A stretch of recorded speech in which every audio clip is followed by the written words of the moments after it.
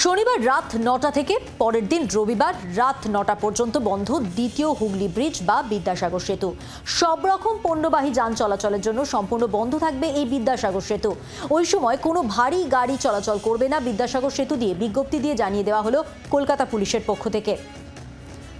বিজ্ঞপ্তিতে জানানো হয়েছে কোনো পণ্যবাহী ভারী গাড়ি আগামী শনিবার রাত ৯টা থেকে রবিবার রাত ৯টা পর্যন্ত বিদ্যাসাগর সেতু দিয়ে যাতায়াত করবে না। লালবাজার সূত্রে আরও খবর যে ওই সেতু বন্ধ থাকার জন্য ছোট গাড়িগুলিকে হাওড়া ব্রিজ দিয়ে পাঠানো হবে। পণ্যবাহী গাড়িগুলি চলাচল করবে নিবেদিতা সেতু এবং বিটি রোড দিয়ে।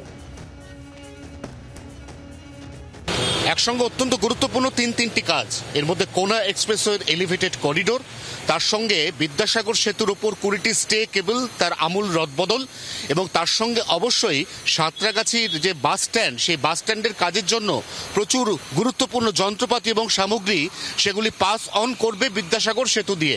তাই কলকাতা পুলিশের বিজ্ঞপ্তি অনুযায়ী 16 তারিখ রাত 9টা থেকে 17 তারিখ রাত 9টা পর্যন্ত বিদ্যাসাগর সেতুতে একগুচ্ছ যান নিয়ন্ত্রণ। এর মধ্যে প্রথম 12 ঘন্টায় শুধুমাত্র পণ্যবাহী ভারী গাড়ি চলাচল নিষিদ্ধ, পরবর্তী 12 ঘন্টায় সমস্ত রকম গাড়ি চলাচল নিষিদ্ধ থাকছে বিদ্যাসাগর সেতুতে। এবং বিকল্প 8টি রুটের সন্ধান ইতিমধ্যে দিয়েছে কলকাতা পুলিশ, যে রুটে ওই গাড়িগুলি যাতায়াত করবে। 24 ঘন্টার জন্য ক্যামেরায় তরুণের সঙ্গে অয়ন, বিদ্যাসাগর সেতু, কলকাতা। বাংলার আওয়াজ, বাঙালির আবেগ, জি 24 ঘন্টা।